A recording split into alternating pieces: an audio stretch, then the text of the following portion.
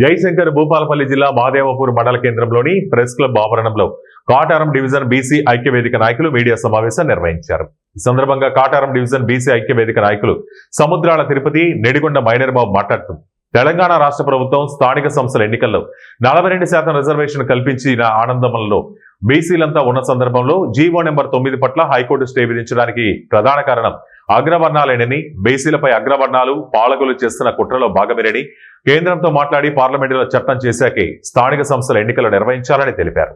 గతంలో BC reservation పరిధి 50% ఉన్నప్పటికీ ప్రభుత్వం అవగాహన రాహిత్యంతో చేసిన చర్యగా భావిస్తున్నామని, బీసీ రిజర్వేషన్ కోసం ప్రభుత్వ బిల్లు గవర్నర్ ఆమోదం పొందకుండానే జీవో నెంబర్ 9 విడుదల చేయడం హైకోర్టు స్టే ఇవ్వడానికి ప్రధాన కారణమైందని, దీనికి ప్రభుత్వమే నైతిక బాధ్యత వహించి బీసీలకు సమన్యాయం చేయాల్సి ఉంటుందని అన్నారు.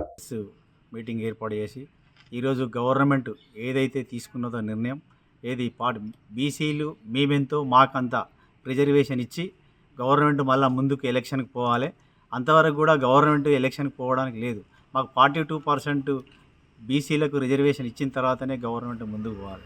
ఇంతసేపటిదాకా మైనర్ బాబు గారు చెప్పినట్టు గవర్నమెంట్ కూడా కేంద్ర ప్రభుత్వంతో సన్నిహితంగా తీసుకుంటూ వాళ్ళతో మమేకం అవ్వుకుంటూ పోయి ఈ 42% సాధించి బీసీల పక్షాన ఏదైతే రాష్ట్ర ప్రభుత్వం నేను బీసీలకు 42% ఏదైతే రిజర్వేషన్ ఇస్తా అన్నదో అది కేంద్ర ప్రభుత్వాన్ని కూడా సమైక్యం చేసుకుంటూ వెళ్ళి మా బీసీలకు న్యాయం చేస్తుందనే నమ్మకం కూడా మా గవర్నమెంట్ తీసుకోవాలని కోరుకుంటూ బీసీ కుల సంఘాలు, జాతీయ బీసీ సంఘం, అదేవిధంగా జాతీయ బీసీ సంక్షేమ సంఘం, బీసీ యునైటెడ్ ఫ్రంట్, బీసీ రాజ్యాధికార సమితి, బీసీ ఇంటలెక్చువల్ ఫోరం, బీసీ కులాల ఐక్యవేదిక, అదేవిధంగా తెలంగాణ రాజ్యాధికార పార్టీ, ఈ బీసీ కులాలన్నీ సంఘాలన్నీ కలిపి నేడు బంద్ ప్రకటించడం జరిగింది.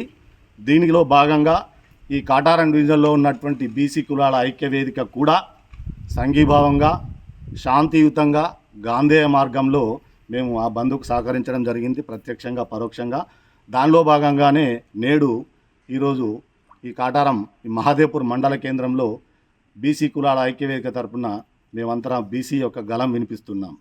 మేము చెప్పేది ఏంటంటే ప్రభుత్వం ఏదైతే ప్రభుత్వం 42% యొక్క బీసీలకు 42% ఇవ్వాలని ఆలోచనతో ముందుకు వచ్చిందో దాని యొక్క పూర్తి బాధ్యత కూడా ప్రభుత్వమే తీసుకోవాలి.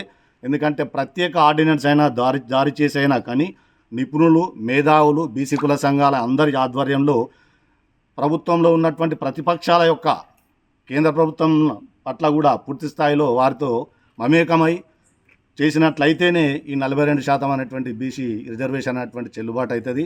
లేకుంటే మళ్ళీ